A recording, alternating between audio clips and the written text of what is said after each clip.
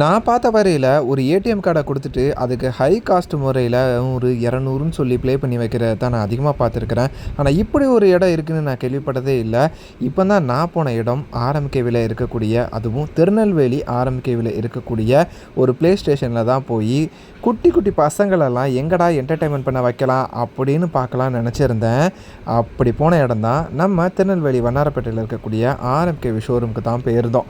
இந்த ஆர்எம்கேவி ஷோரூம்ல சில விளையாட்டுகளுக்கு ₹20 நீங்க ப்ளே பண்ணி விளையாடலாம் அப்படிங்கிறத சொல்லியிருந்தாங்க. அதில தான் நாங்கலாம் விழுந்துட்டோம். உண்மையிலேயே சில விளையாட்டுகள் எல்லாம் ₹50 ₹100ன்னு கொடுத்து விளையாண்ட விளையாட்டுகள் எல்லாம் விட இங்க ₹20க்கு கொடுத்து விளையாடலாம். ஒரு ஹோல்சமா ஒரு நீளமான ஒரு ஏரியா இருக்கு. அந்த ஏரியால ₹75க்கு கொடுத்தாலே போதும். அதில ஒரு 1/2 மணி நேரம் ப்ளே பண்ணலாம். அந்த ₹20 கொடுக்குறதுல எல்லாத்துலேயுமே ஒரு 5 நிமிஷம் 10 நிமிஷம் அப்படின்னு சொல்லி ப்ளே பண்ண விடுறாங்க. அண்ட் அப்படி போன இடம் தான் நம்ம ஆர்எம்கேவி. நீங்களும் நினச்சா கூட போயிட்டு வாங்க.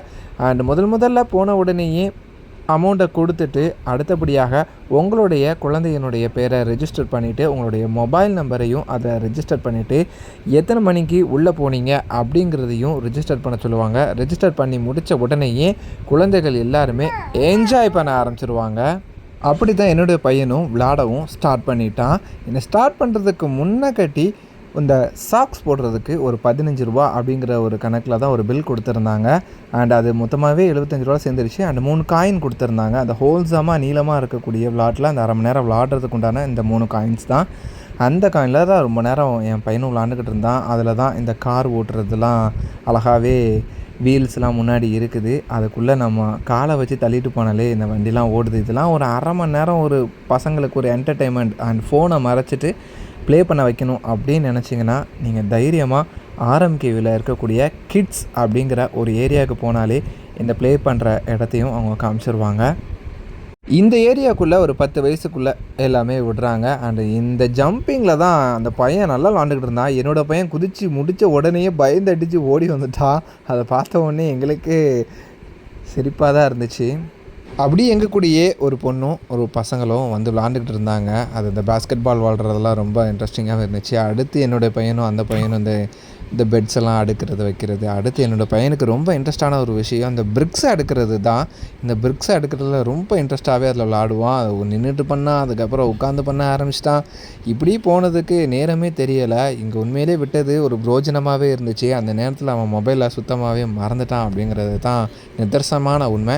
இப்போ நீங்கள் பார்க்குறது தான் இந்த லாங் ஸ்பேஸில் இருக்கக்கூடிய விளாட்டை ₹75 ஃபார் 30 மினிட்ஸ் பெர் கிட்ஸுக்கு அப்படின்னு சொல்லி கொடுத்துருக்காங்க. அதில் சில கண்டிஷன்லாம் கொடுத்துருக்குறாங்க. அண்ட் அதெல்லாம் ஃபாலோ பண்ணிகிட்டு இருந்தாலே போதும், நீங்கள் இதில் அழகாக விளாடலாம்.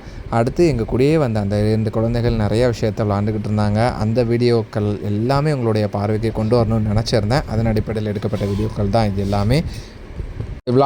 காமிச்ச விளையாட்டுகள் எல்லாமே தான் ₹20 அந்த ஒரு காயின்ஸ் வாங்கினாலே விளாண்டுக்கலாம். அடுத்தபடியாக நானும் என்னுடைய மனைவியும் ஏர் ஹாக்கி அதுவும் விளாண்டோம். அதுவுமே ₹20 ப்ளே பண்ணிக்கலாம். கிட்டத்தட்ட ஒரு 5 நிமிஷம் கொடுக்குறாங்க. அந்த 5 நிமிஷமே நல்ல என்டர்டெயின்மெண்ட்டாக இருந்துச்சு.